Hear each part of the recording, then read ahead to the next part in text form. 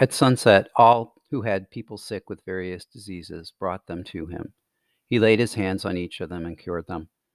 In today's gospel reading from Luke, Jesus healed Simon's mother-in-law from her fever, cured sick with various diseases, and expelled demons. At daybreak, Jesus went to a deserted place until crowds found him and tried to prevent him from leaving them. Jesus told them that in order to fulfill his purpose, to the other towns also I must proclaim the good news of the kingdom of God.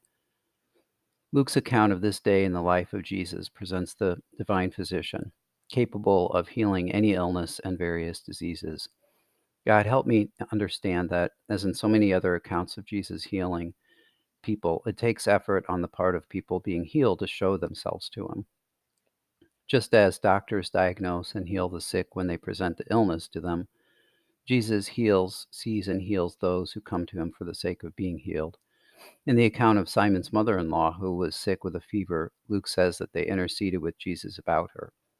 Intercessory prayer, then, is also a means of bringing others to Jesus for healing. And how does he heal? Jesus, the Son of God, creator of the universe, heals them by laying his hands on them.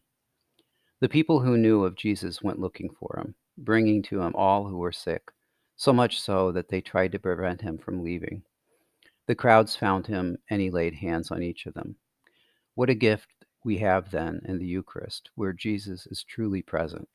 There we encounter him face to face and body and soul, not as if he were present, but present in flesh and blood. How could I doubt for a minute that the same Jesus Christ who cured the sick with the touch of his hands lives in me through the sacraments and the Eucharist? Divine Physician, here I am. Heal me of every illness and let me desire to be healed. Glory be to the Father, and to the Son, and to the Holy Spirit, as it was in the beginning, is now, and ever shall be, world without end. Amen.